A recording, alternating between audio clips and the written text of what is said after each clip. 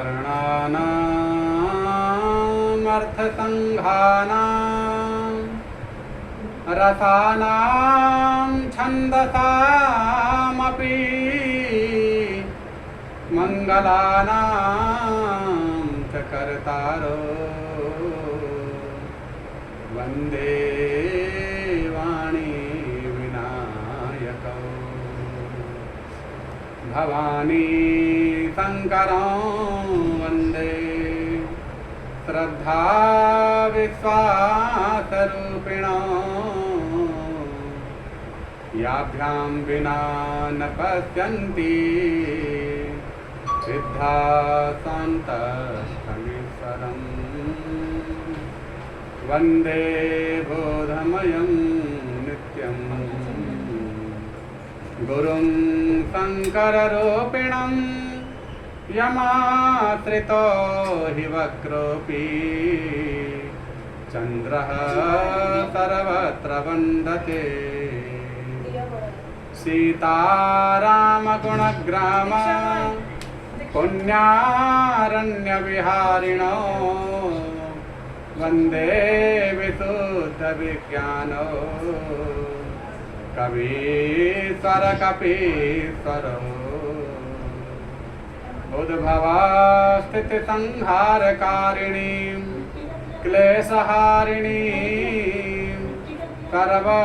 सर्वश्रेयस्करीं सीतां नतोऽहं रामवल्लभाम् यन्मायावसवर्ति विश्वमखिलं ब्रह्मादिदेवासुरा यतसत्त्वादमृतैव भाति सकलं रज्जो यथा हिर्रमा यत्पादप्लवमेकमेव हि भवां बोधेशतिर्तावतां वन्देऽहं तमशेषकारणपरं रामाख्यमीशं हरिं नारायणं नमस्कृत्यं नरं चैव नरोत्तमं देवीं सरस्वतीं व्यासं ततो जयमुदीरये।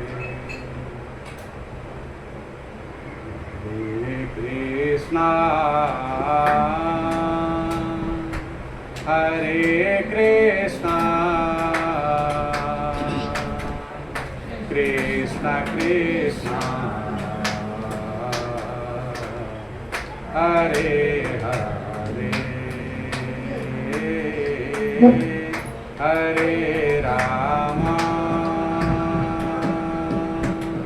हरे राम राम राम हरे हरे हरे कृष्णा हरे कृष्णा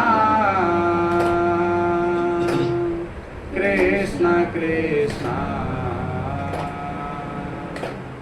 हरे हरे हरे राम हरे राम राम राम हरे हरे हरे कृष्णा हरे कृष्णा कृष्ण कृष्ण हरे हरे हरे राम हरे राम राम राम हरे हरे कृष्णा हरे कृष्णा कृष्ण कृष्ण हरे हरे हरे राम राम राम राम हरे हरे। बोले श्री कृष्णचंद्र भगवान की जय, श्री सद्गुरुदेव महाराज की जय, श्री शंकर भगवान की जय, श्री महाप्रभु की जय।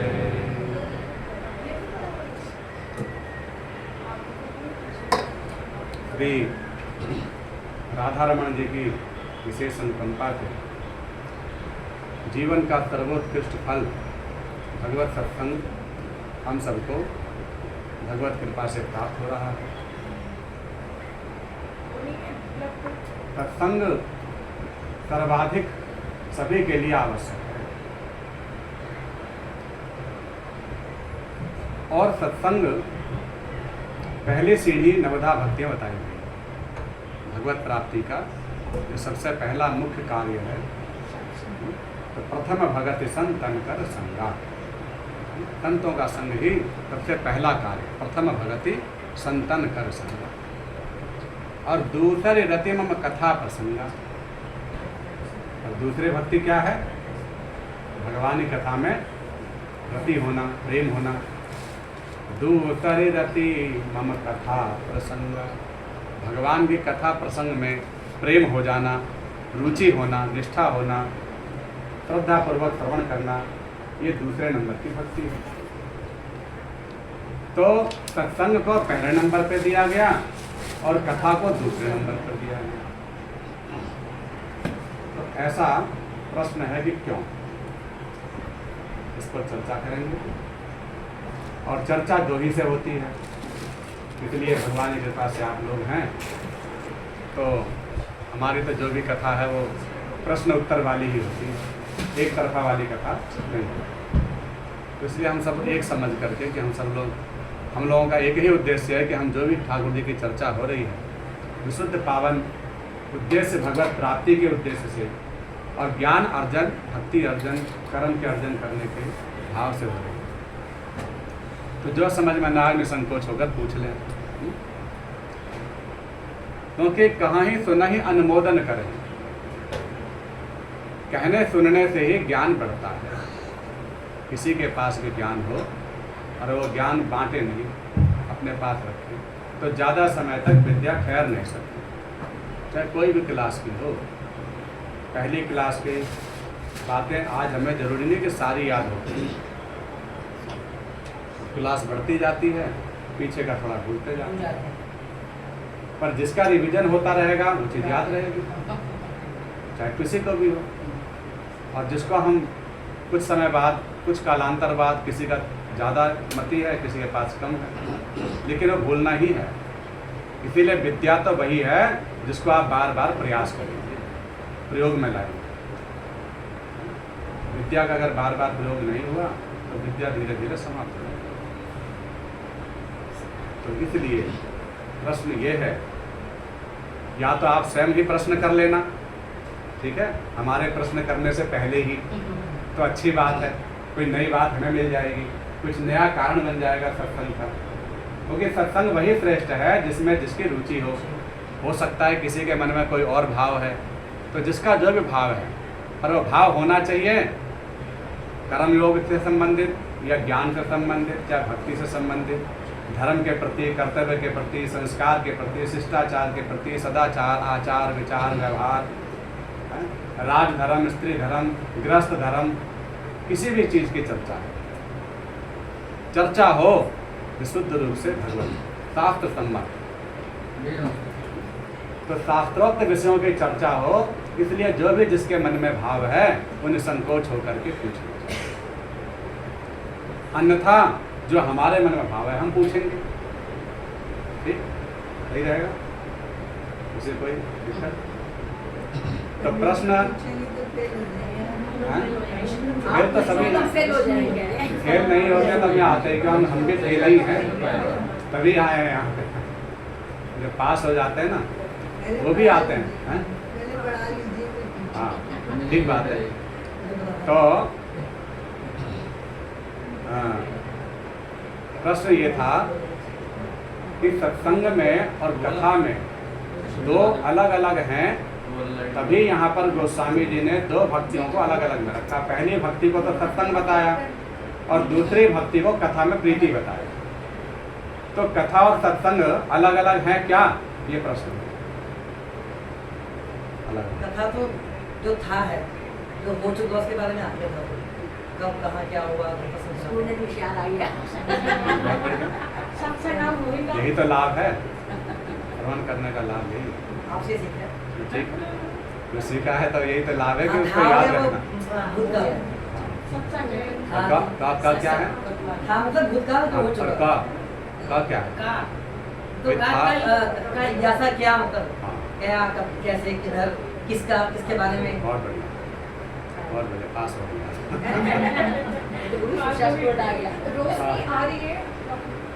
और दूसरी सत्संग में क्या है? सत्संग का मतलब भगवान के सारे चार रूप, धाम, लीला, उनके बारे में चर्चा करते हैं। हाँ वो तो है, लेकिन वो चर्चा तो कथा में भी होती है। और जो हमारे जीवन से जुड़ी है बातें, उसके बारे में आज क्या होना चाहिए, क्या करना चाहिए आपको सत्संग में, ये सब तो काम कथा में होता है। जोड़ने के बाद आप बताते हो कि ऐसे से होना चाहिए। हाँ, लेकिन कथा में भी ये सब चीजें हैं। सत्संग में अंतर ये है, नहीं सत्य संग, सीधा शब्द में ही अर्थ है संतों का संग। हाँ, सत्य का संग, संत महापुरुषों का संग भी सत्संग है। अगर आप सत्कर्म कर रहे हैं तो भी आप सत्संग कर रहे हैं। सत्य का संग भी कर रहे हैं, सत्य वचन बोल रहे हैं, तो समझ लीजिए आप सत्संग में ही हैं। क्यों? क्योंकि हम किसी के कहीं ना कहीं संस्कार मिले हैं हमारे अंदर ये कि सत्य बोलना चाहिए। चाहे माता जी ने, पिताजी ने, गुरु जी ने, किसी ने तो बताया ही होगा, या अंतरात्मा में बैठे हुए गुरु ने बताया होगा, या गर्भ काल में ही हमारे मति में आई, भगवान ने ही प्रेरणा दी होगी, या पूर्व प्रारब्ध से आई होगी। पर कहीं ना कहीं, कभी ना कभी किसी ने हमें ये बताया होगा, ये असत्य बोलो, धर्म का आचरण करो। तो ये सत्य का संग कर रहे हैं, माने भगवान का एक तो होता संग करना और एक होता भगवान के वचनों का संग करना। तो कोई अंतर नहीं है। कोई भगवान के मंदिर में बैठ गया, उसको वहाँ आनंद आ रहा, अच्छी बात है।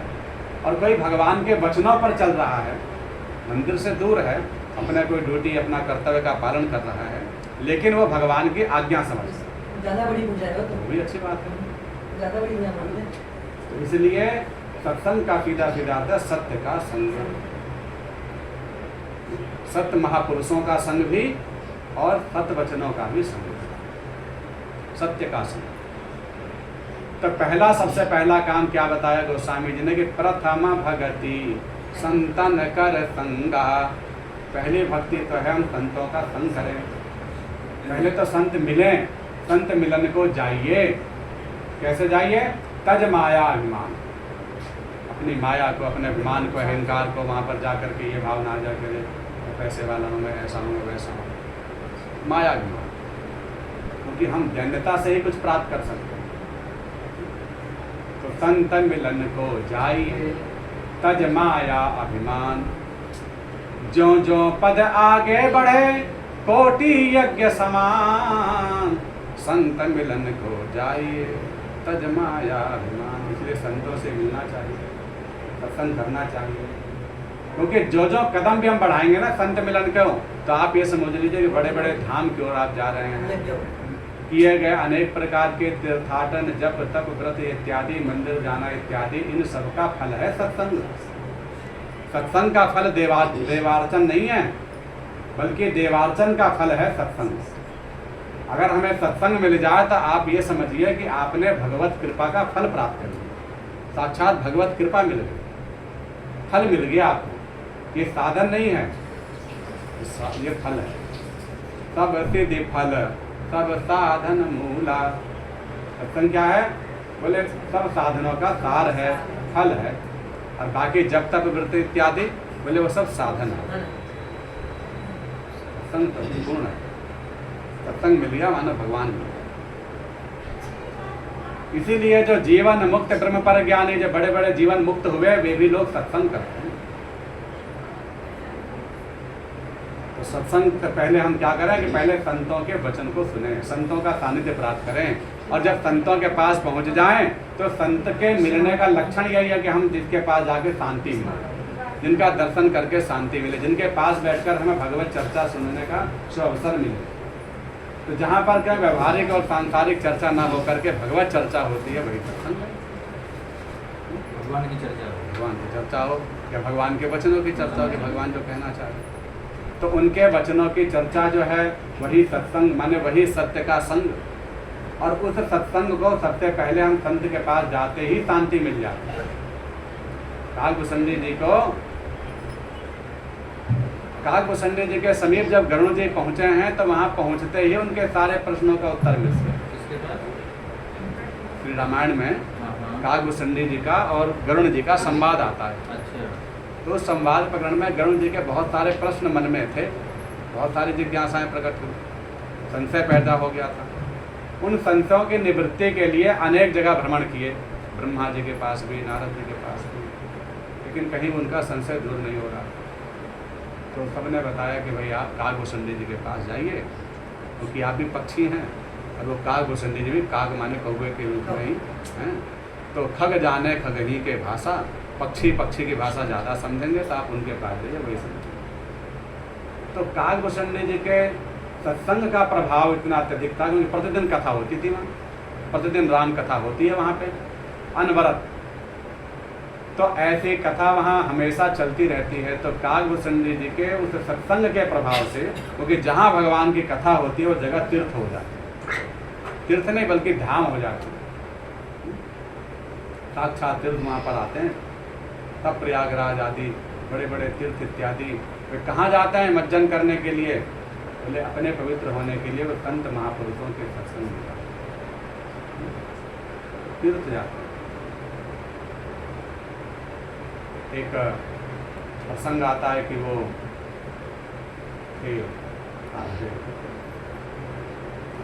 कोई संत थे, तो वो अभी नए नए भगवान में लगे थे।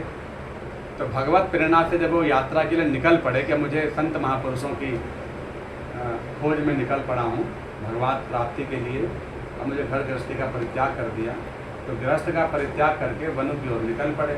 रास्ते में जब रात्रि हो जाएगी तो कहीं ना कहीं ठहरना ही पड़ेगा।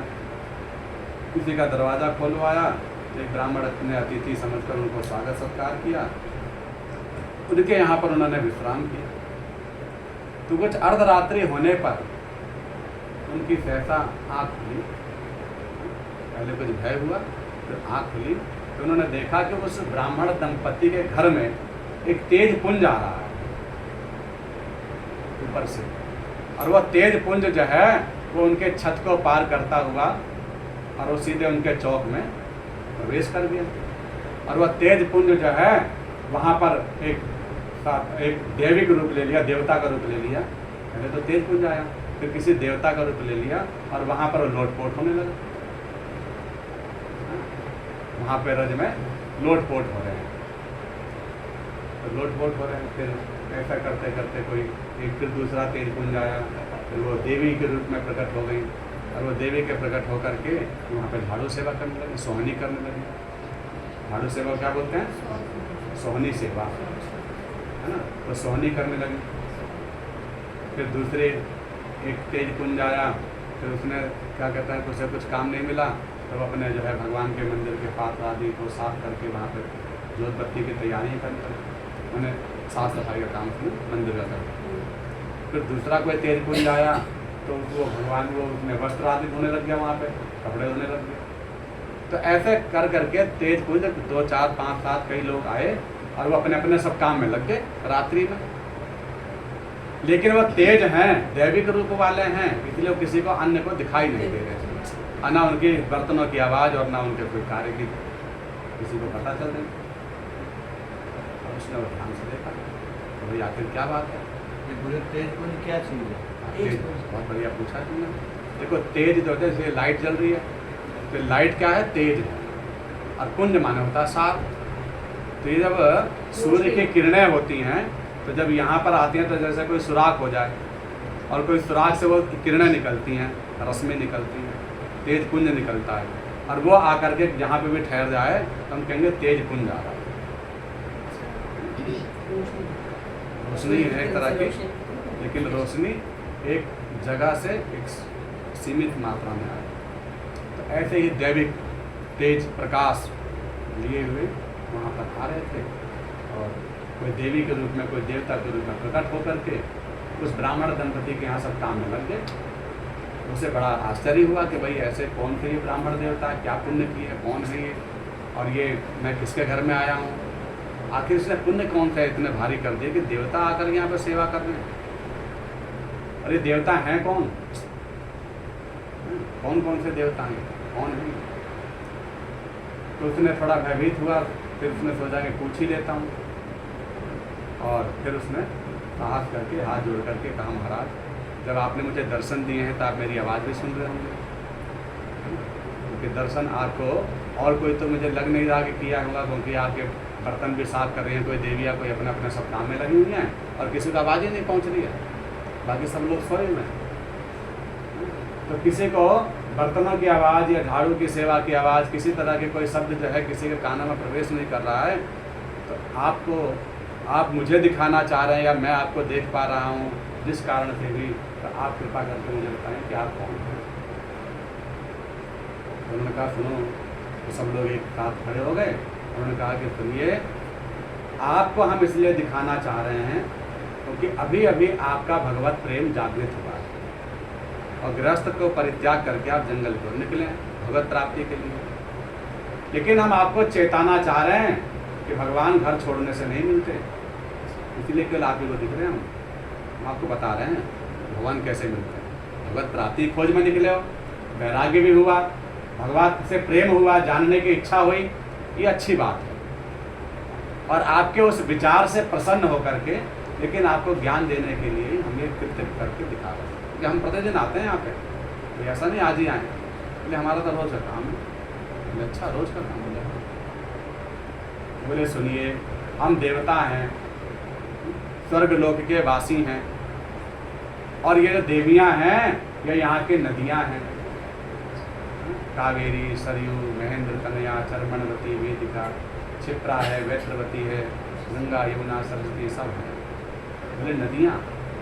और हम लोग तीर्थ के स्वरूप भी ले लेकर के, धाम के जो अवतार ले लेकर के, काशी, प्रयागराज, अयोध्या, पुष्कर, अयोध्या, मथुरा, माया, काशी सब, तो हम लोग मूर्त रूप लेकर के, एक दैविक रूप लेकर के हम यहाँ पर आए।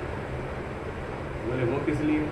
बोले देखो, ये ब्राह्मण दंपति ने कोई तीर्थ नहीं किया, गरीब हैं, ऐसा है नहीं, छोटी सी झोपड़ी है, अपनी आजीविका चलाने मात्र ही इनके पास है, लेकिन रोज़ प्रतिदिन आशा लगाए बैठे हैं कि हम धाम करें, हम तीर्थ जाएं। तीर्थ जाने की आशा लगाए बैठे हैं, उनका उद्देश्य है कि हम तीर्थ में जाएं। क्यों? क्योंकि भगवान ने वहाँ बहुत अनेक लीलाएँ की हैं, लेकिन इतने कर्मठ हैं अपने कर्तव्य के प्रति, अपने धर्म के प्रति, कि ये भिक्षा वृत्ति से जीविका चला लेंगे, लेकिन किसी का ऋण नहीं लेंगे, इतना स्वाभिमानी है। किसी का दिया हुआ दान नहीं लेते, कहने को ब्राह्मण है ये, लेकिन दान नहीं लेते, है ना? कर्म करते हैं, मेहनत मजदूरी करते हैं, और मेहनत करके जो मिल जाता है थोड़ा या ज़्यादा, उसे अपना काम करते हैं।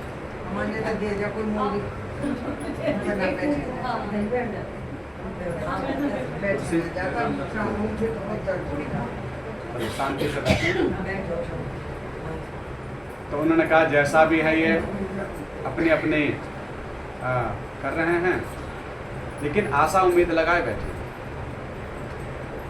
आशा है वो भी इसलिए क्योंकि भगवत प्रेम के कारण।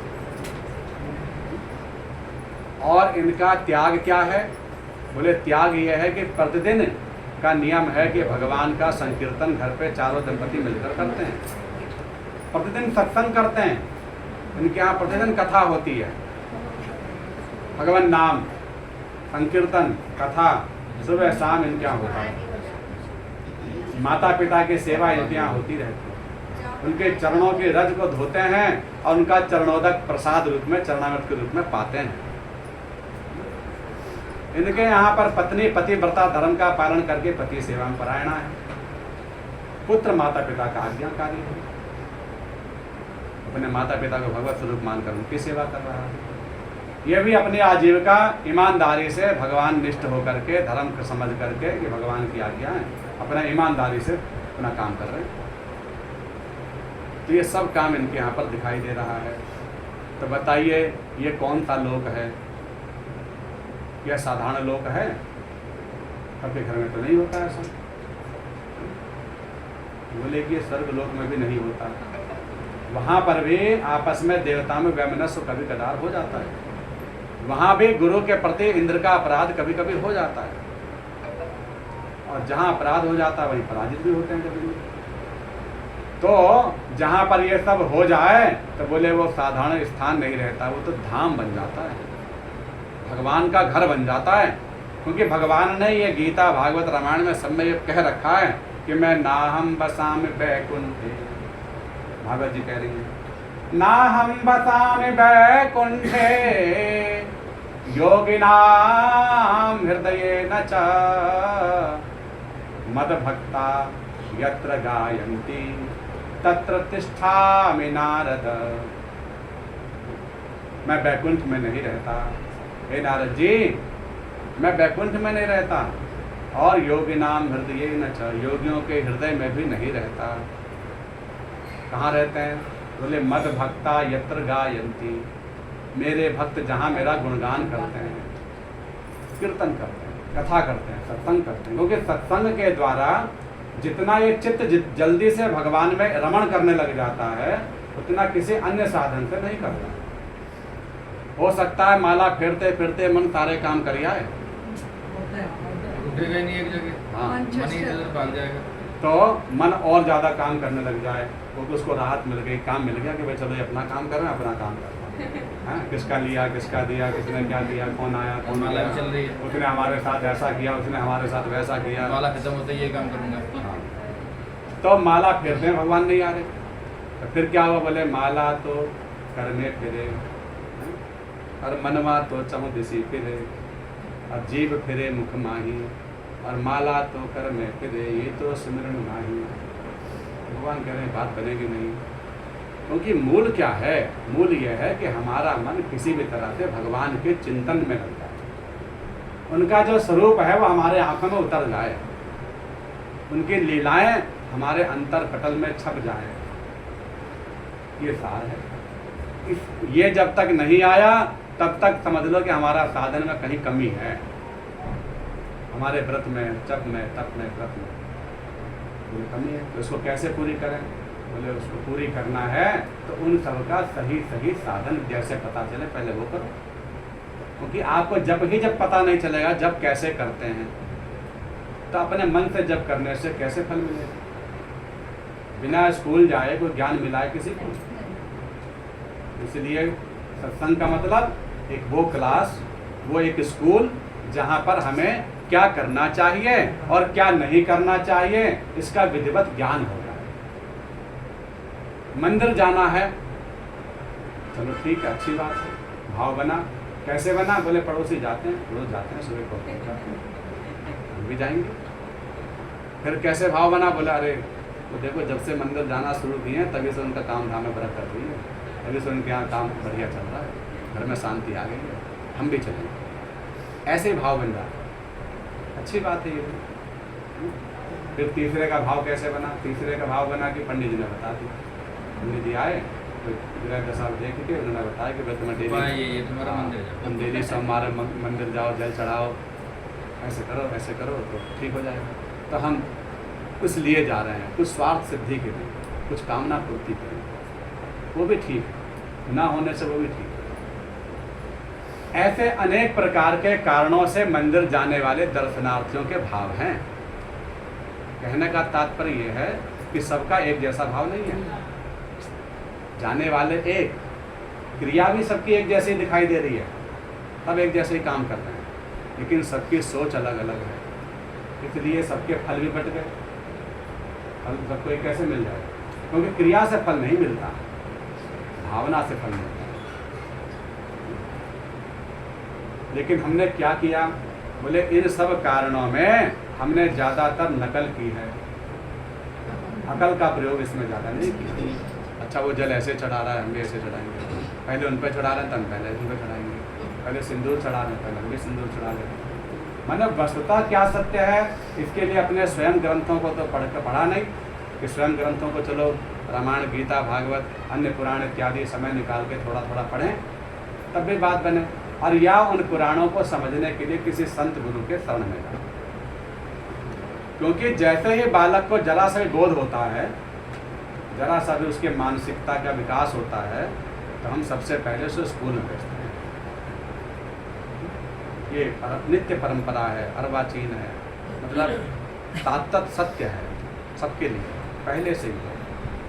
अब अंतर क्या है? बोले अंतर ये हो गया कि पहले की शिक्षा में अब की शिक्षा में बहुत धरती आसमान का अंतर है। ये सब जानते हैं। शिक्षा पहले भी थी, शिक्षा आज भी है, लेकिन जो आज पढ़ाई जा रही है वो पहले नहीं पढ़ाई जा रही। जो आज हम लोग काम कर रहे हैं पहले वो काम नहीं होते। देश हमारा तब भी था वही, तब भी अमीरी थी, ऐसा भी नहीं कह सकते कि गरीबी थी, तब भी अमीरी थी। और अमीर गरीब का जो हम लोग आकलन करते हैं रुपए पैसों से करते हैं ज़्यादातर, वो भी ठीक नहीं है। स्कूल से भी होता है। हाँ, स्कूल से भी होता है। माने कुल मिलाकर सांसारिक व्यवहारिक है ना, ऐश्वर्य से ही होता है। लेकिन भगवान कह रहे हैं कि इन सब से नहीं, शिक्षा से नहीं है, स्कूल से है। हाँ, शिक्षा की परिभाषा अलग है। हमारे 6 शास्त्र हैं, 4 वेद हैं सनातन धर्म में, और शास्त्र कितने हैं? शास्त्र कितने हैं? यही बताया ना, 6। 4 वेद 6 शास्त्र में बात मिली है 2, बात 2 ही मिली। दुख दिए दुख होत है, सुख दिए सुख हो, बात 2 ही मिली। पर 6 शास्त्र हैं और 4 वेद हैं। पुराण कितने हैं? 18। उपनिषद 108 मुख्य हैं और बाकी उसके अतिरिक्त भी हैं, और 11 मुख्य भी बताए गए हैं। तो उसमें भेद है, क्योंकि वो शाखाएं हैं ना अलग अलग, उसके लिए कोई गौतमी शाखा है, तैत्तरीय है, तो अलग अलग ब्राह्मण ग्रंथ, तो ऐसे ऐसे बहुत सारे। तो लेकिन मुख्य रूप से 6 शास्त्र हैं। तो 4 वेद के नाम क्या क्या हैं? आयुर्वेद में उपवेद हैं, उपवेद अलग है और वेद अलग हैं। हाँ, 4 वेदों के नाम बताओ। सामवेद, सामवेद, अथर्ववेद, अथर्ववेद, यजुर्वेद, यजुर्वेद, हाँ वो सामवेद, अथर्ववेद, तीसरा ऋग्वेद, ऋग्वेद और यजुर्वेद। यजुर्वेद। ठीक, तो उसको फिर बोल देते हैं। सबसे पहला वेद कौन सा है? सबसे पहला वेद, पहले एक ही वेद था। सीधी सी बात है, पहले एक ही होगा, एक से ही अनेक निकलेंगे, है ना। पहला तो एक ही होता है, उस एक को ही भाष्य करके व्याख्या करके संत महात्मा ऋषि ऋग्वेद पहला था ना, पुराना सबसे पहला। हाँ, ऋग्वेद सबसे बड़ा वेद। सबसे पहला वेद है ऋग्वेद। फिर उसके बाद ये वेदत्रयी, ऋग्वेद के ही बात, 3 वेद। तो ऐसे फिर बनते चले गए। तो ऋग, यजु, साम, अथर्व, ये 4 वेद हैं। और 6 शास्त्रों के नाम क्या हैं? दर्शन शास्त्र। तो 6 शास्त्रों में सबसे पहला शास्त्र है शिक्षा। शिक्षा भी शास्त्र के अंतर्गत आता है, शिक्षा शास्त्र। तो शिक्षा, निरुक्त, कल्प, ज्योतिष, व्याकरण, एक और ज्योतिष, कल्प, व्याकरण, शिक्षा, निरुक्त, और स्मृति में नहीं आ रहा। तो 6 शास्त्र बताए गए। वैदिक तो वही वैदिक काल हो, वेदों का। तो ये 6 शास्त्र, तो उसमें कहना मतलब है शिक्षा जो शास्त्र है, तो उन शास्त्रों के आधार पे ही औषधीय विज्ञान, जैसे कल्प शास्त्र है, उसमें औषधि का वर्णन है ना। आयुर्वेद जैसे हम कहते हैं, तो आयुर्वेद, धनुर्वेद, ये उपवेदों में आते हैं। तो ये जो शिक्षा है, तो शिक्षा शास्त्रों में हमारे पुराणों की, शास्त्रों की विधिवत पढ़ाई होती थी। उसमें भी 14 रत्न, 14 विद्याएं हैं, 64 कलाएं जो भगवान ने पढ़ी। वो क्या है? अब वो अलग हैं। 14 विद्याएं हैं, जैसे कि रत्न परीक्षण विद्या है अच्छा। ना। जैसे कि आप समुद्र में, नदियों में तैरना, मत्स्य विद्या है। तो नदियों में तैरना, तैराकी, ये एक विद्या का नाम है। घुड़सवार की विद्या है, पशुओं की भाषाओं को जानना, पशुओं को चलना, कृषि वर्ग की शिक्षा लेना, ये सब शिक्षाएं होती थी। इन सबके जीविका चलती थी। शिल्पकार हो गए, वास्तुशास्त्र हो गए, है ना। तो ये जो आप बता रहे हो, ये चीज़ मैं पीछे उज्जैन गया था तो वहाँ पे कलाएं दिखाई गई थी। भगवान हाँ। श्री कृष्ण ने यहाँ पे शिक्षा दी है। हाँ, तो वो है तो ना, जो आप बताए ना कि संदीपनी कलाएं- आश्रम। हाँ हाँ तो हाँ, संदीपनी जी का जो आश्रम है, उसमें मेंशन था, लिखा तो हुआ था। वहाँ पर पूरे कलाएं, गोलाकार में हाँ। जब हम परिक्रमा लगाते हैं, हाँ। तो वहाँ 14 विद्या 64 कलाओं को दृश्य रूप में वहाँ पर दिखाया हाँ, गया है। डिस्प्ले कर रखा है, वहाँ पे सारे बोर्ड बने हुए हैं। और सबका वो वर्णन दे रखा है, तो वो बहुत अच्छा है वहाँ पर। तो ये 14 विद्याएं 64 कलाएं हैं जो भगवान ने पकड़ी हैं, कृष्ण भगवान। तो कहने का तात्पर्य है कि पहले की जो शिक्षा दी जाती थी उसमें अपने शास्त्रोक्त विधियों की पता चलता था कि हमारे शास्त्र पुराणों में क्या विधि है। आज हम लोग काम तो वो करते हैं, ऐसा नहीं है कि काम छूट गया, जब छूट गया, पूजा छूट गई तब छूट गया, ऐसा नहीं है। क्योंकि हम अपने जीवन शैली में से उनको अलग कर ही नहीं सकते, और बिल्कुल जिस दिन अलग कर देंगे तो उस दिन पूर्ण रूप से असुर हो जाएंगे। अभी तो थोड़े बहुत हैं असुर, पूरे नहीं हैं, है ना। लेकिन पूरे हो जाएंगे जिस दिन पूरा ही छोड़ देंगे कि अब हम कुछ भी खाएं, कुछ भी पिएं, कुछ भी रहें, कैसे भी करें, कैसे भी। भगवान कहते हैं स्वतंत्रता का मतलब आप ये मत ले प्रसन्नता है। स्वतंत्रता आपके विनाश की ओर ले जाती है। अनुशासन ही आपको शिक्षित बना सकता है। शिक्षा का मतलब ही अनुशासन है। अनुशासन से ही शिक्षा प्राप्त हो सकती है। अनुशासन, शासन नहीं, अनुशासन। भय के पूर्वक नहीं, बल्कि एक नियम के पूर्वक, एक विधान के पूर्वक। क्योंकि मतयो यत्र गच्छन्ति तत्र गच्छन्ति वानरा, शास्त्राणि यत्र गच्छन्ति तत्र गच्छन्ति ये नरः। भगवान कहते हैं मन जिधर जाता है, मन के अनुसार जो चलते हैं वो तो वानर ही हैं। मतयो यत्र गच्छन्ति तत्र गच्छन्ति वानरा।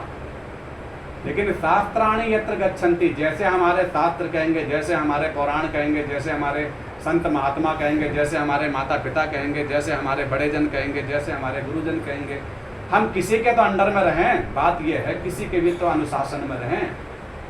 कोई तो कहे कि हाँ हमारे ऊपर कोई है, पर जो कह दें मेरे ऊपर कोई नहीं, परम स्वतंत्र न सिर पर कोई, ऐसा जो कह दें तो समझ लो कि वो बिगड़ गया। वही नास्तिक है, वहीं से नास्तिक की परिभाषा है। अन्यथा जो भगवान को नहीं मानता वो नास्तिक नहीं है। ध्यान से समझना। हम लोग सोचते हैं जो भगवान को नहीं मानता नास्तिक ना। भगवान कह रहे हैं किसी को तो मान लो, माता पिताजी भी भगवान मान लो, बात बन जाएगी, तर जाएंगे। ऐसे बहुत प्रमाण है भक्तमाल में, तर जाएंगे। कोई गुरु होना चाहिए, एक गुरु कम से कम होना चाहिए कोई, है? जीवन में कोई गुरु होना चाहिए। जीवन में हम किसी के आगे मत्था टिकना चाहिए, किसी के आगे हमारा सिर झुकना चाहिए, और यह होना चाहिए कि हाँ हम इनकी मानते हैं। तो तरण तारण एक ही होता है, लेकिन आपको उसको पूर्ण रूप से समर्पित करना चाहिए, पूर्ण समर्पित होना चाहिए।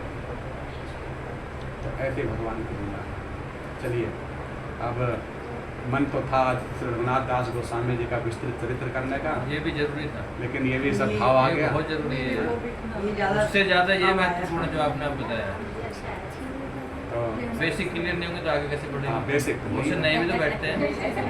बेसिक रस्सी डाले अभी रूटीन वाले वो तो पकड़ लेंगे, जो नए नए बैठे, जैसे हम पहली बार बैठे हैं, हमें तो क्लियर होना चाहिए, हमें रस्सी बेसिक क्लास तो पास कर लेते बहुत बढ़िया। तो इसलिए हम ये जान लें, तो चलो फिर आज के प्रसंग में यही कुछ सुना कि हमने पूछा है कि सत्संग और कथा में अंतर क्या है। शुरुआत यही है।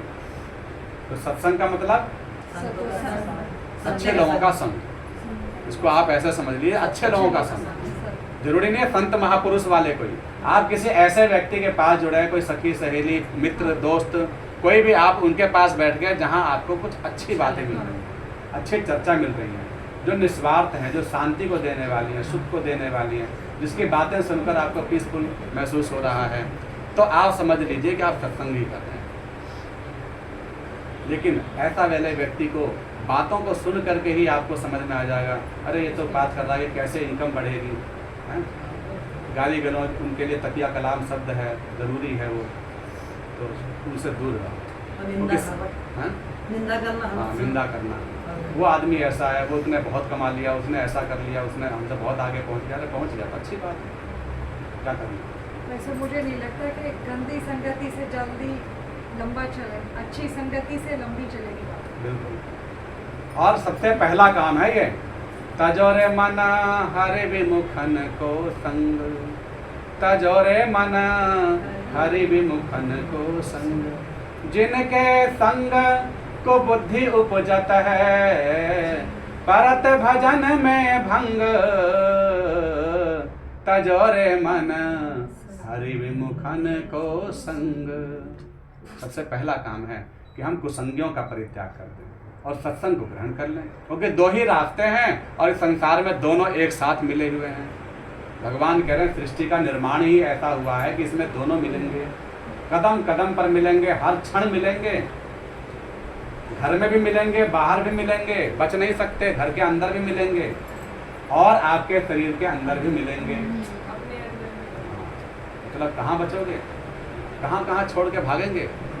जंगलों की ओर भागने से ही भगवान नहीं मिलेंगे। ये भी रास्ता नहीं कि वैराग्य इतना उत्कट हुआ तो चलो अब कहीं चलते हैं। चलना ही है तो एकांत में बैठ जाओ और चिंतन करो, आत्ममंथन करो कि वास्तव में मैं कौन हूँ, किस लिए आया हूँ, मेरा कुछ और भी काम है या बस यही काम है, खाना खिलाना, पहनना ओढ़ना, सबको दिखाना। मान प्रतिष्ठा केवल इतना ही तक सीमित नहीं है, और भी कुछ काम मिला हुआ है, और भी कुछ जिंदगी है। बहुतों के साथ दुख देखा जा रहा है। एक हमारे आपन में एक भक्त हैं, संत हैं, हम लोग गिरिराज जी गए, गिरिराज जी गए कहीं बैठ गए विश्राम के लिए परिक्रमा में। तो परिक्रमा में बैठे तो उन्होंने बहुत अच्छी बात बताई। बोले पंडित जी आप देखिए उस पेड़ और पेड़ को देख करके आप उसे बताइए कि आपने उससे क्या क्या शिक्षा मिलती है। एक नज़र एक जगह लगाइए यहाँ पर हर चीज़ पर, तो ज़्यादा अभी नहीं, फिलहाल में आज हम एक ही खोज करेंगे कि यहाँ पर लता पता की बड़ी भारी महिमा है। तो हम एक पेड़ के ही नीचे बैठे हैं, तो निश्चित है कि सब में राधा रानी कृष्ण भगवान ही हैं, ऐसा कहा भी जाता और है भी। तो हम आज इनसे ही पूछें, यही बताएंगे कि बताओ तुम हमें क्या शिक्षा देते हो। तो शिक्षा मिले, बोले हर जगह से शिक्षा मिल रही है, हर जगह से ज्ञान लेना चाहिए, ज्ञान का कोई एक स्थान नहीं है। तो बताइए क्या आप समझ रहे हो इसे और क्या समझ में आ रहा है, फिर मैं अपना भाव बताऊंगा, क्योंकि सबको अलग अलग समझ में आता है। सबका दृष्टिकोण एक जैसा नहीं हो सकता, सबकी दृष्टि एक जैसी हो सकती है, सबकी दृष्टिकोण एक जैसा नहीं हो सकता। हर इंसान हर किसी को देख रहा है, पर अपना अपना नजरिया सबका अलग अलग है, तरीका सबका अलग अलग है, कोई अच्छे से कोई बुरे से।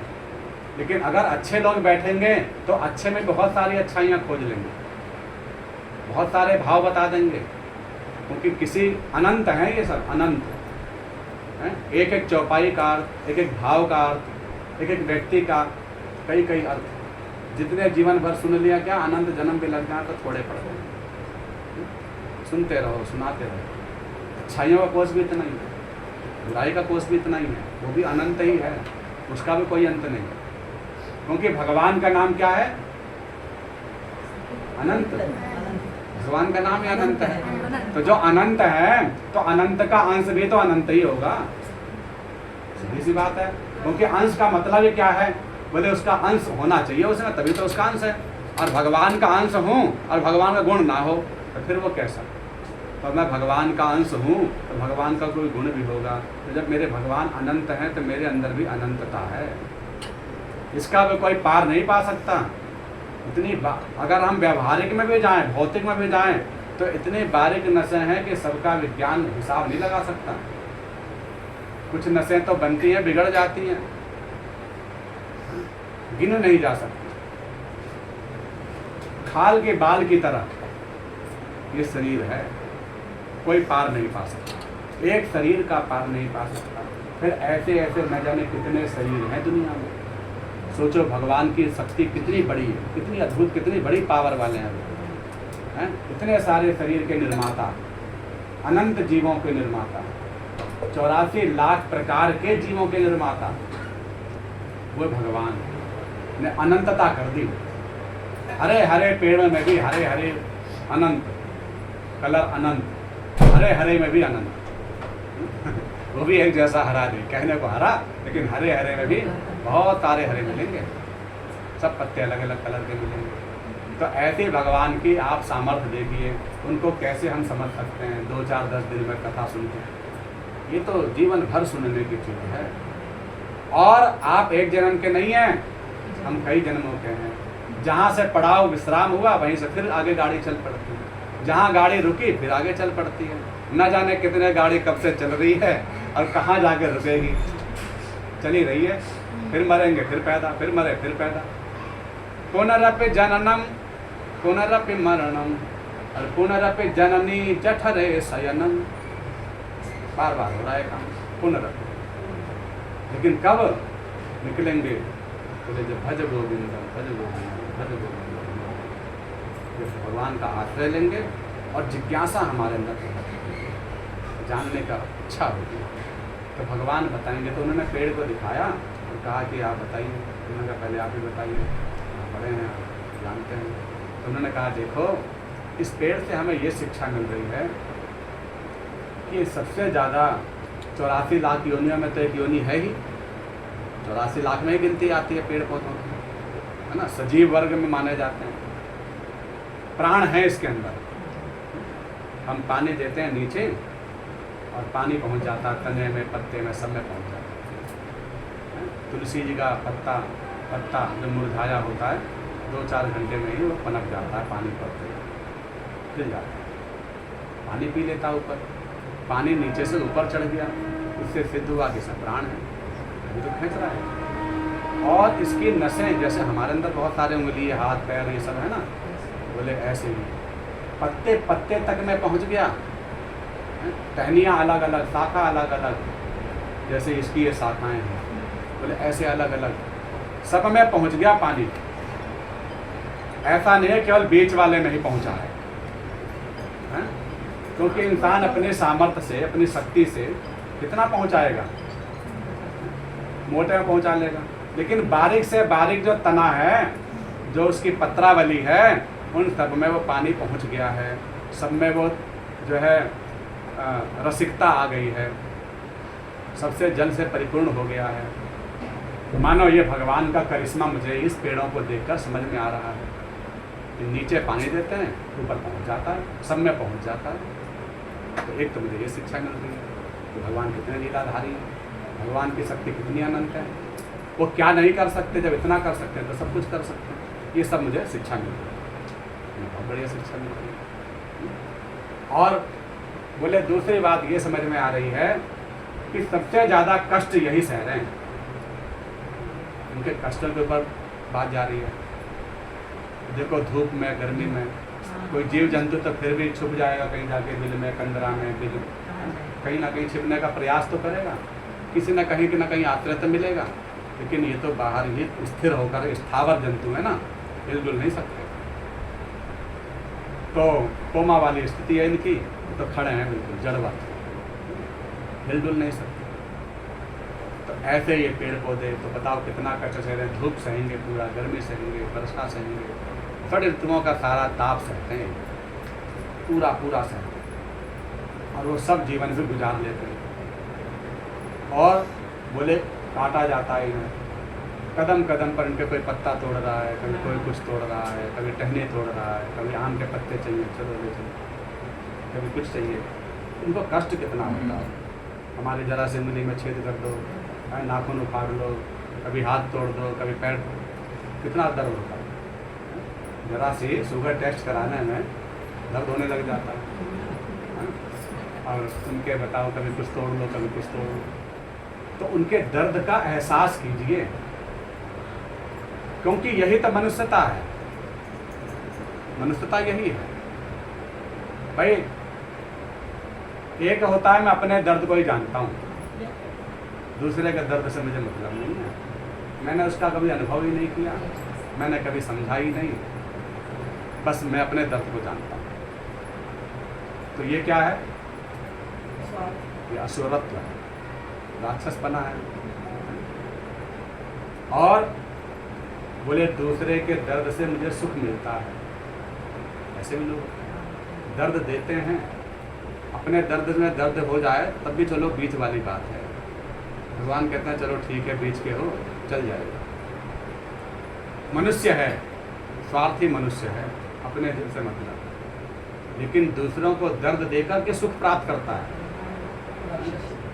दूसरों को जब कष्ट में देखता है, हाँ ठीक है मेरे से तो नहीं चाहिए, ऐसा सोचता है, तो वो राक्षसी है।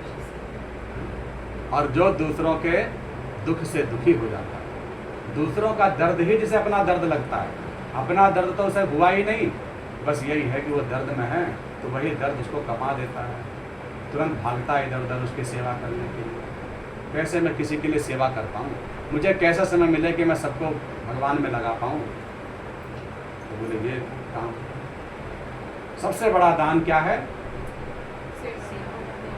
और सेवा से बड़ी और इससे ये तो सब अन्नदान कर दिया, तो अन्नदान का फल कितना? बोले जब तक उसे दोबारा भूख नहीं लग जाती, भूख तो फिर लगेगी उसे। भक्ति क्या? शिक्षा भी निर्भय दान भी होता है। अभय दान, अभय दान अभय दान भी बहुत बड़ा दान किसी है, का दुख कम कर दो, है ना? तो ये सब दान है, लेकिन इन सब दानों में बड़ा दान है विद्या दान, ज्ञान। दान। क्योंकि वो ज्ञान के अभाव में ही वो सारी कथा हो रही है उसके साथ। हाँ। किसी के साथ भी अगर भूखा है, दुखी है, कष्ट में है, क्यों? तो हर कोई कहेगा भैया ये तो प्रारब्ध है, ये तो इनका कर्म है, कोई पूर्व जन्म का कर्म ही है। तो किसी के जीवन में जो भी दुख मिल रहा है, इस बात को सब जानते हैं भैया हमारे पूर्व कर्मानुसार ही मिल रहा है, ठीक?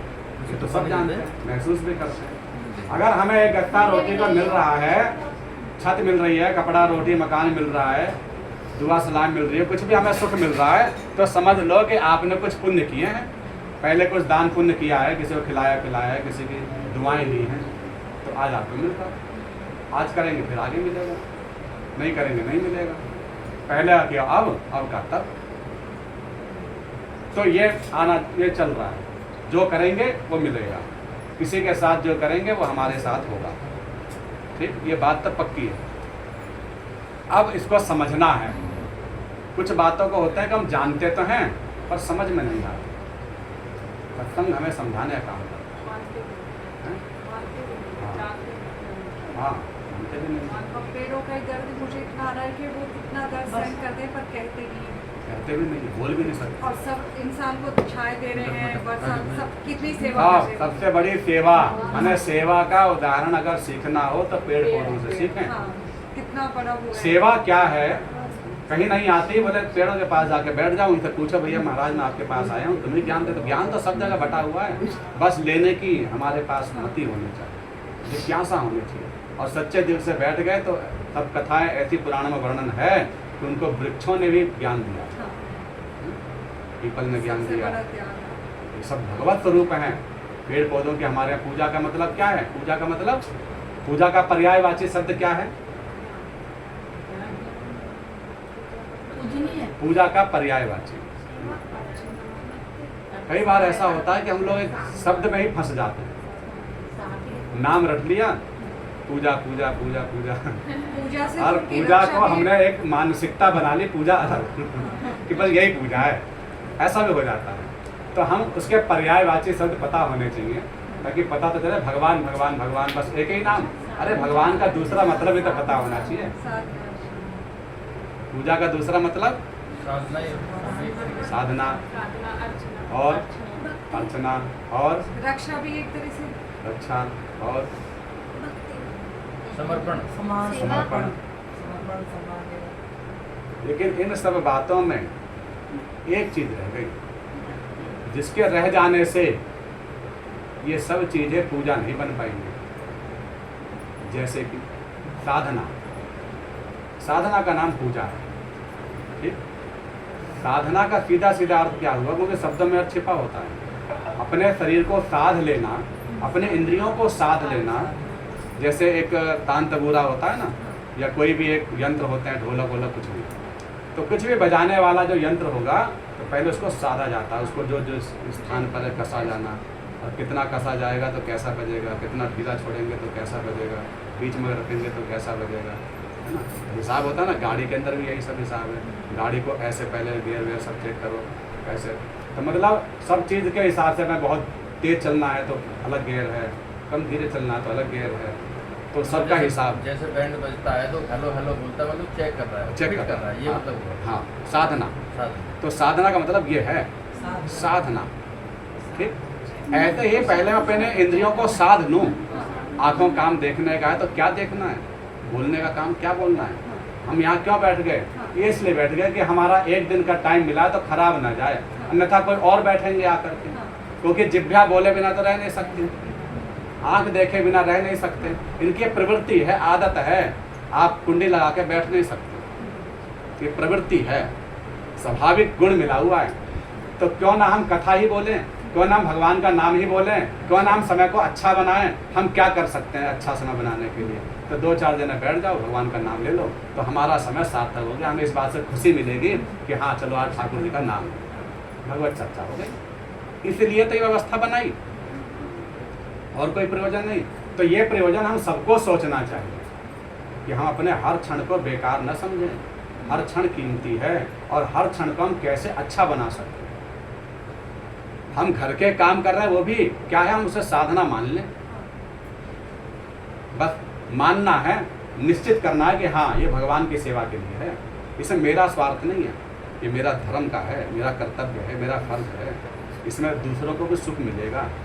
ये सोच करके हम रसोई बनाएं, ये सोच करके झाड़ू लगाएं, ये सोच करके हम घर के काम धाम करें, तो सब हमारी साधना। तब पूजा हो गई, जहाँ जहाँ चलाऊँ सोई करऊँ परिक्रमा, और जोई जई करऊँ सब पूजा। जब मेरी भावना सही हो जाएगी तो मेरा सब काम पूजा हो जाएगा, जोई जोई करऊँ सब पूजा है। और जब मेरी भावना सही होगी तो मैं जहाँ जहाँ चलाऊँ सोई करऊँ परिक्रमा, परिक्रमा ही होगी। क्यों? क्योंकि मेरा उद्देश्य अच्छा है, किसी संत के पास, गुरु के पास, माता पिता, भाई बंधु, ये सब मेरे नहीं है, भगवान के दिए हुए हैं, भगवान की सेवा कर रहा हूँ। भगवान क्या, नर ही नारायण थे, सबकी सेवा करनी है। अब सेवा जिसके पास जो है वो बांटे, किसी के पास रुपया पैसा बांटे, किसी के पास अन्न है वही अन्न दे दो, किसी के पास जवान दी है तो अच्छी जवान से बोल दो, किसी को मिठाई बोल दो। कम से कम ये सेवा तो कर लो, राम राम कर लिया करो, हरे कृष्ण बोल लिया करो, सीताराम बोल लो, कुछ भगवान का नाम ले लो, चलते फिरते यही जानते, कोई बात नहीं, बोल लो, जो बोलेगा समझता रहेगा। राम को तो सब जानते हैं। हाँ, तो कहना मतलब ये है कि हम ये वाणी की सेवा भी कर सकते हैं। जो कहे भाई हमारे पास तो ये नहीं है, हमारे, अरे भैया भगवान ने बहुत कुछ दिया है सबको, बस समझने की जरूरत है। हनुमान जी की तरह हम भूल जाते हैं कि मुझे क्या क्या मिला है ना। और जब कोई जामवंत जी आके समझाते हैं तो समझ में आती है कि भैया ये मिला है। तो इसलिए समझाने वाला जीवन में आएगा। आप चाहे कितने भी विद्वान हो, चाहे कितने भी पढ़े लिखे लें, सब कुछ जानते हो, लेकिन हमें भी आश्रय चाहिए। हमें भी कभी कोई आकर के, आप भी कोई बैठ के बात करें, कोई समझाएंगे, और हमें आदर बुद्धि से हम सुनेंगे तभी हमारा भला होगा।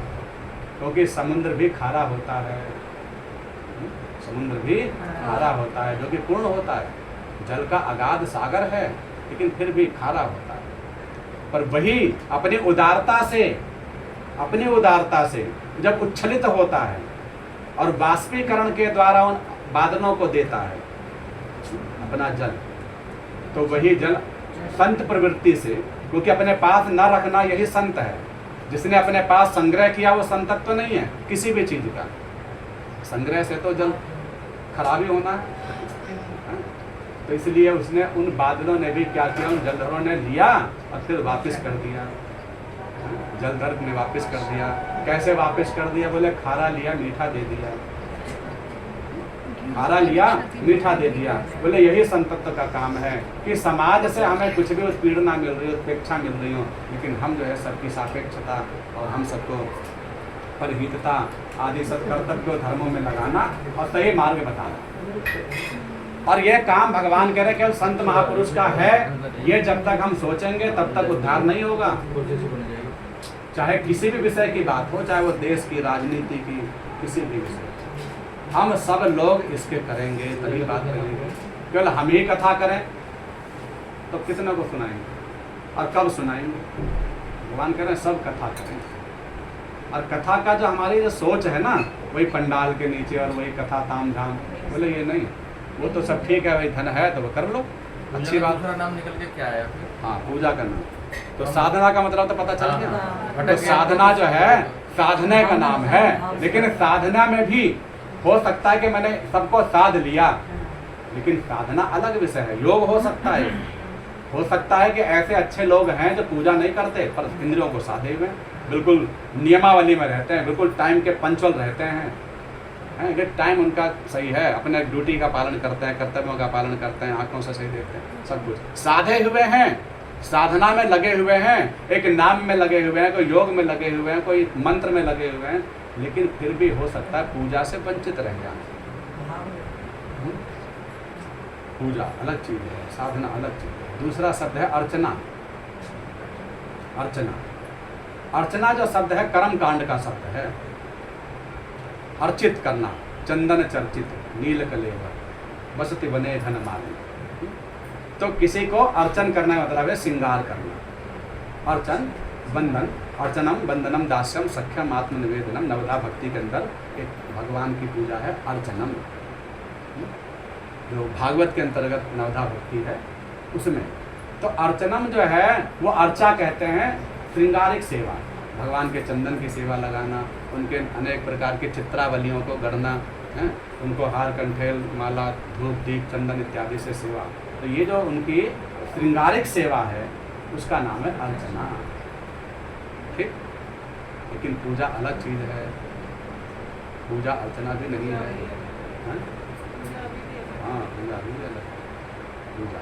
तो पूजा क्या है? हाँ?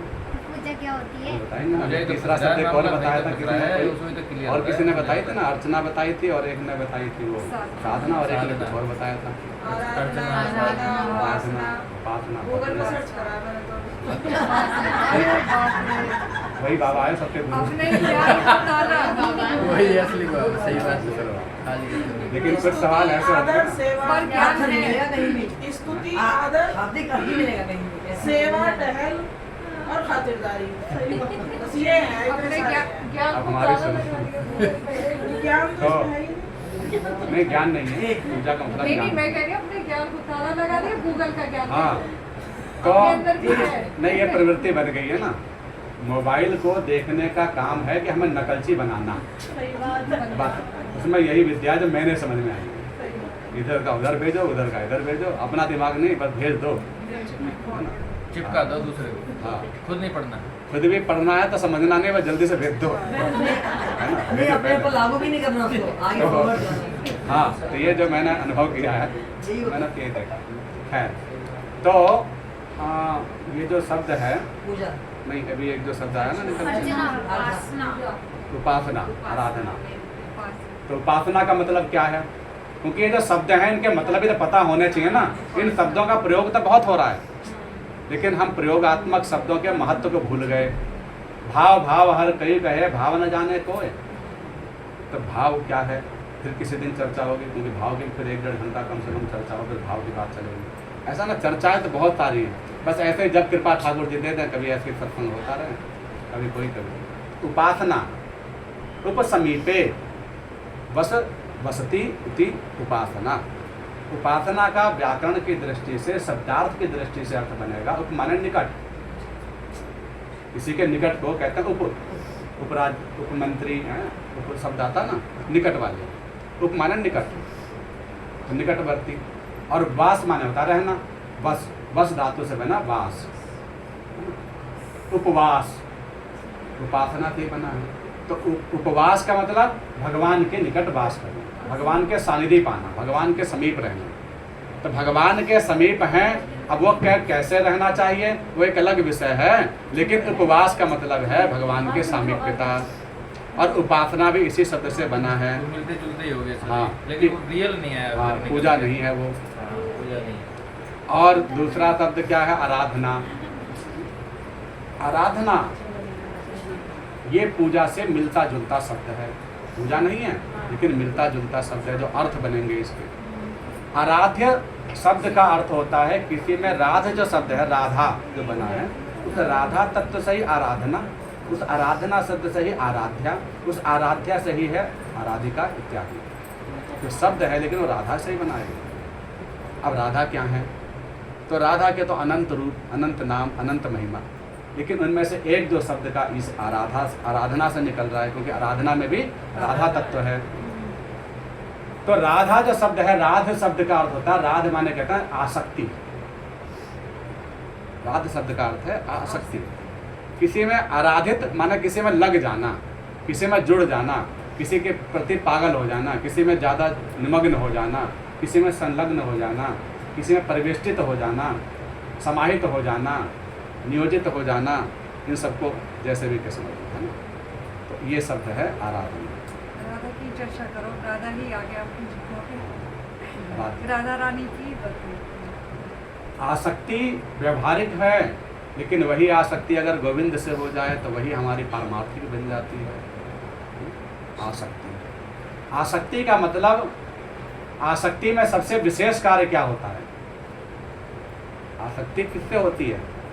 आसक्ति मन से होती है, तन से नहीं होती। मन का विषय है आसक्ति, तन से आसक्ति नहीं होती। तो ये जो मन है, ये किसी में पूर्ण रूप से आसक्त हो जाने मतलब उसका चिंतन लगातार होना। जब उसका चिंतन लगातार होने लग जाएगा तो समझ लो भाई उसमें इसकी आसक्ति हो गई, तब वो आसक्त है। जब उसका चिंतन होने लग जाए, आसक्ति। और इसी आसक्ति का नाम है राधा। लेकिन अंतर इतना है कि वो गोविंद में आसक्त है, कृष्ण में आसक्त है। आसक्त हैं, पूर्ण रूप से आसक्त हैं, स्वतंत्र नहीं है। कैसी? बोले गोविंद के मनोभावों के अनुरूप चलती हैं। या ये कहो कि इनके अनुरूप गोविंद चलते हैं, दोनों एक दूसरे के पूरक। और यही तो प्रेम की स्थिति है। तो अब ये प्रसंग जो है फिर विस्तृत है, फिर मन कहीं बहुत सारी जगह जा रहा है, पूजा पे आ जाइए। इसलिए फिर ये पूजा वैसे ये पहले कहते छोटे हैं पे आ जाओ, फिर कि बड़े की चर्चा भगवान की करेंगे। जो पत्नी है उनकी चर्चा नहीं है, राधा रानी की ज्यादा चर्चा है। तो पूजा जो है, पूजा का मतलब है सेवा। पूजा का पर्यायवाची क्या है? सेवा। कोई कहे हम पूजा कर रहे हैं मतलब हम सेवा कर रहे हैं, सीधी सी बात। सेवा भी बहुत गहन अर्थ रखता है, तो पूजा भी बहुत गहन अर्थ रखता है। हम भगवान की पूजा में, आप पुजारी, पुजारी शब्द बना पूजा से ही बना है, तो पुजारी है माने उनका सेवक है। ये उनका सेवक है, ये उनका पुजारी है, कोई अंतर नहीं है। और सेवक शब्द में सारी ही क्रियाकलाप आ जाते हैं। संपूर्ण पूजा ये कहा जाती है, सेवा में संपूर्ण सेवा आ जाती है। मैं सेवक हूँ माने संपूर्ण। और बाकी तो अलग अलग शब्द कहेंगे, साधक इत्यादि। पूजा शब्द बहुत विस्तृत है, पूजा के अंदर सब कुछ आ जाता है। तो इसलिए जहाँ जहाँ करूँ सब पूजा माने मेरी प्रत्येक सोच, भावना, विचार, विमर्श, क्रियाकलाप, हंसना, बोलना, चलना, घूमना, फिरना, सब केवल एक के लिए जब हो जाए तब समझो कि अब पूजा हुई। तब हम सेवा में हैं, जब हम सब काम एक करते हैं। लेकिन सेवा जिसकी कर रहे हैं जरूरी नहीं है कि वही हमारा उद्देश्य हो, ये जरूरी नहीं है कि वही हमारा आराध्य हो, वही हमारा सर्वस्व हो। जिसकी हम पूजा कर रहे हैं, जिसकी हम सेवा कर रहे हैं, वो साधन भी हो सकता है, वो साधना भी हो सकती है। क्यों? क्योंकि उसके द्वारा वो प्रसन्न होंगे जिसको हम चाहते हैं। जो हमारा लक्ष्य है उसकी प्राप्ति के लिए हमें पूजा कहीं और करनी पड़ सकती है। हम मंदिर की सेवा कर रहे हैं, हमें मंदिर से मतलब नहीं है, हमें मंदिर के स्वामी से मतलब है। वो स्वामी तो कहीं और रहते हैं, उनका निवास तो कहीं और है, वो कहीं रहते हैं लेकिन उनकी आज्ञा है, उनका भाव है कि तुम मंदिर में जाके सेवा करो। तो हम मंदिर में जो भी पूजा पाठ, अर्चना, वंदना जो भी कुछ कर रहे हैं, उद्देश्य है कि हमारे हम गोविंद आपकी प्रसन्नता के लिए कर रहे हैं। ये भाव रखना चाहिए, ये उद्देश्य रखना चाहिए भगवान के लिए। हमारे सारे क्रियाकलाप हो, चाहे वो व्यवहार हो तो केवल भगवान के लिए। हमें किससे व्यवहार रखना है? बोले जो हमारे गोविंद से जुड़ा है तो उससे व्यवहार रखना है, और जो भगवान का नहीं वो हमारा भी नहीं। तो ये उद्देश्य है। तो जब हमारे उद्देश्य में एक ही होता है, हर किसी का उद्देश्य अलग अलग नहीं हो सकते, उद्देश्य सबका एक होता है। पूजा सबके अलग अलग हो सकती है, साधना सबके अलग अलग हो सकती है। हो सकता है कि उस उद्देश्य की प्राप्ति के लिए मैंने अनेक मार्गों में से कोई एक मार्ग चुन लिया है, और जैसा जिसके गुरुजी ने बताया, किसी ने योग का, किसी ने साधना का, किसी ने मंत्र जाप का, किसी ने व्रत करने का, अनेक प्रकार के मंजिल रास्ते अलग अलग। हाँ, रास्ते अनेक हैं। तो रास्ते अनेक हैं, पूजा के तरीके अलग अलग हैं, लेकिन है वो सब पूजा में ही, है वो सब सेवा में ही। माने सेवा के बिना भगवान नहीं मिलेंगे, ये बात सिद्ध है। लेकिन सेवा किसकी, ये समझना है। तो सेवा किसकी करें? तो भगवान ने कहा 2 ही जने हैं, बस 2 ही जने हैं, तीसरा कोई है ही नहीं। सब संतन निर्णय किया, मथि श्रुति पुराण इतिहास। सब संतन निर्णय कियो, मथि श्रुति पुराण इतिहास। सब वेदों को, पुराणों को मत करके, निचोड़ करके निर्णय किया कि क्या करना है। बोले भजिवे को 2 ही सुहड़, भजने के लिए केवल 2 ही जने हैं।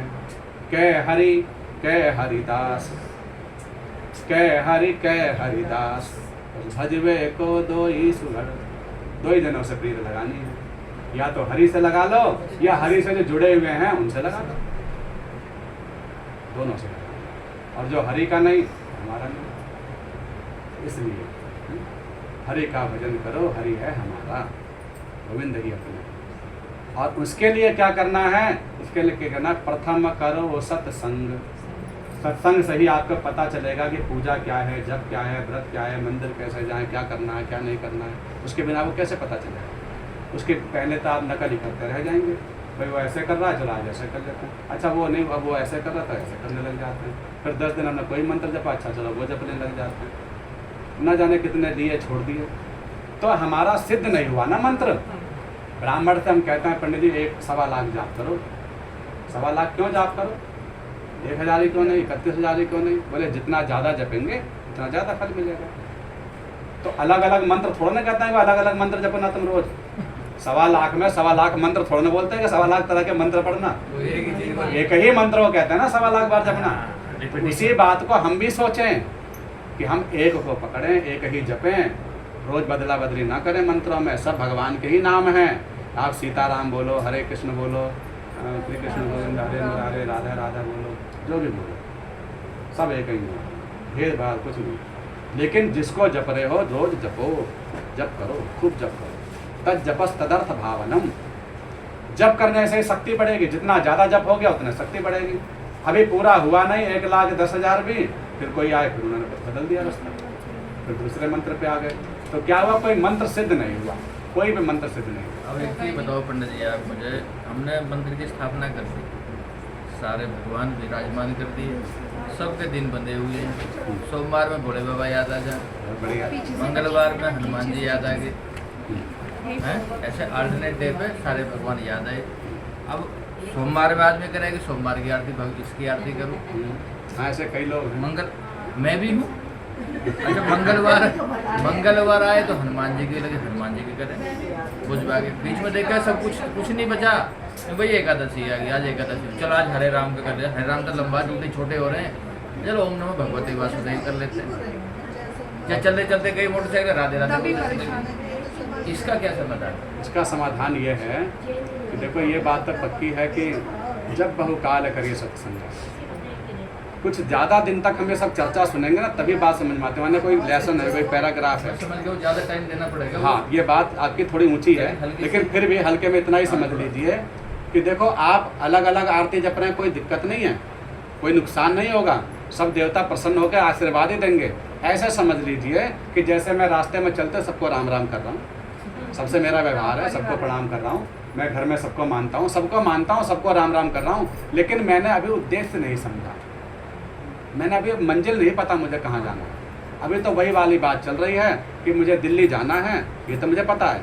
भगवत प्राप्ति तो मुझे सबको पता है, मुझे भगवान चाहिए, लेकिन मैं यही नहीं जानता भगवान हैं कौन, यही नहीं पता। भगवान की परिभाषा पूछेंगे तो हमें पता ही नहीं। भगवान जी जाना है, भगवान जी सब कहते हैं भैया सब भगवान जी को पास ही सब अपना मूल मंजिल है, तो ये पता है। तो इसलिए क्या हम भगवान की प्राप्ति के लिए हमने अनेक साधनों में भटक गए। किसी ने कह दिया इधर मुड़ जाओ, किसी ने कहा उधर मुड़ जाओ, मुड़ते गए, बहुत लंबा रास्ता है, पहुँचेंगे तो सही, सबके आशीर्वाद मिलेगा। तो ऐसी बात नहीं है कि कोई भी व्यर्थ जाएगा, क्योंकि सब दुआई तो दे रहे हैं। हम चाहे मंगल जी हों, चाहे चंद्रमा जी हों, चाहे बुध हों, चाहे बृहस्पति हों, सब जुड़े हुए एक ही परमात्मा से हैं। कोई किसी का दोष नहीं है, किसी को गलत नहीं है। जो अलग अलग जप रहे हैं वो भी अच्छी बात है, जप तो रहे हैं उनसे तो अच्छा ही है। जो नहीं जप रहे हैं बिल्कुल भी, जो कहीं मंदिर जाते ही नहीं, कोई आरती नहीं करते साथ में से, उनसे तो वो अच्छे हैं, बहुत ज़्यादा अच्छे हैं। किसी कामना से कोई भगवान की पूजा कर रहे हैं वो भी अच्छे हैं। तो भैया जो जैसे लगा है वैसे अच्छा है। हाँ, इतनी बात ज़रूर है कि कोई रास्ता अगर 1 घंटे का है तो तुम्हें 2-4 घंटे फालतू लग सकते हैं। कोई रास्ता अगर 1 दिन का है तो तुम्हें हो सकता है 5-7 दिन ज़्यादा लग जाए, क्योंकि तुम रास्ते को बदल गए, भटक गए। लेकिन भगवान ने ये सिद्धांत बनाया है कि पृथ्वी गोल है, और पृथ्वी नहीं, आप कोई भी एक वस्तु उठा के देख लीजिए भगवान की बनाई हुई, धरती से ब्रह्मांड तक में जो भी आप किसी का नाम लेते हैं, चाहे मोबाइल से लेकर किताब, कापी, पेन, हाथी, शरीर, सब कुछ, सब घूम रहा है, नष्ट कुछ नहीं हो रहा है, सब घूम रहा है। क्या कहते हैं उसे इंग्लिश में, सर्वाइकल ऐसे कुछ नाम है, सर्कुलेशन।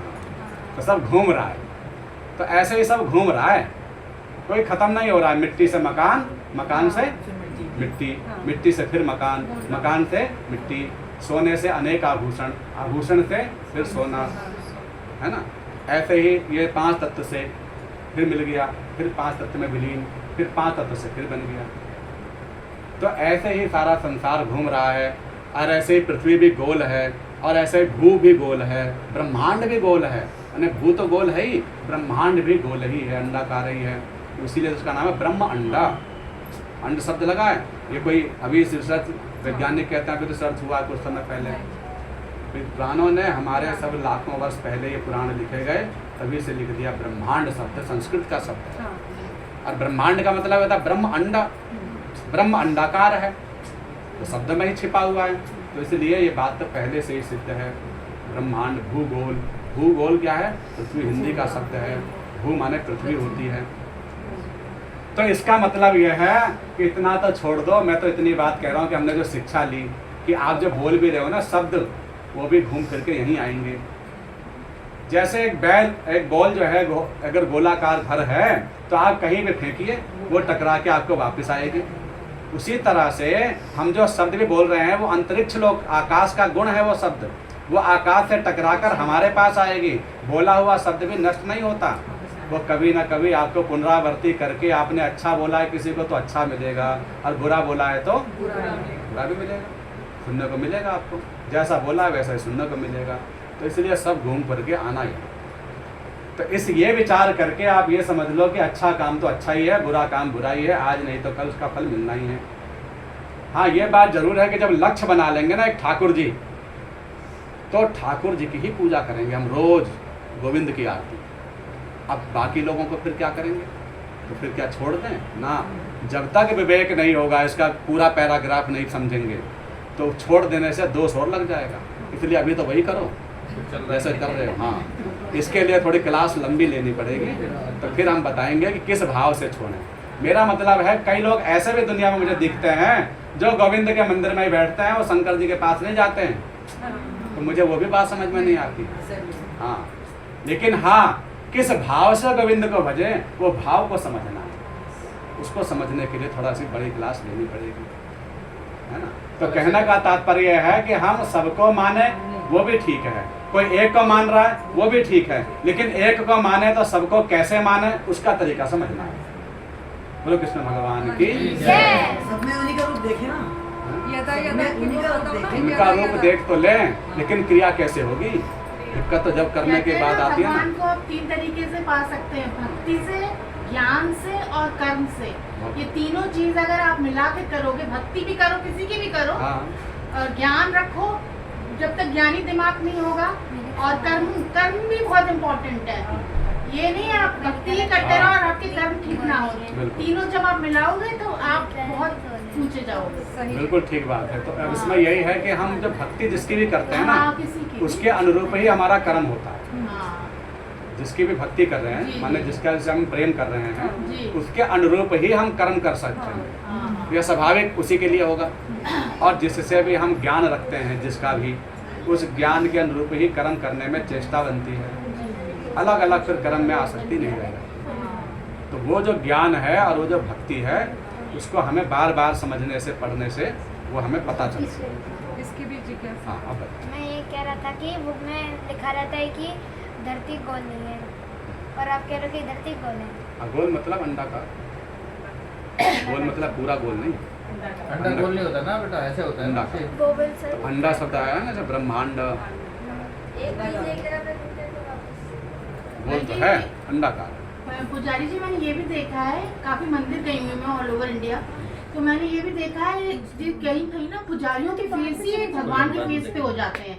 एक बार मैं जागू के मंदिर वहाँ शिमला गई, तो वहाँ पुजारी का फेस हनुमान जी जैसा था, अच्छा। क्योंकि वो भक्ति बहुत हनुमान जी का। ऐसे मैं उडुपी में गई, उडुपी में जो पुजारी के फेस थे ऐसे लग रहे थे कृष्ण जी।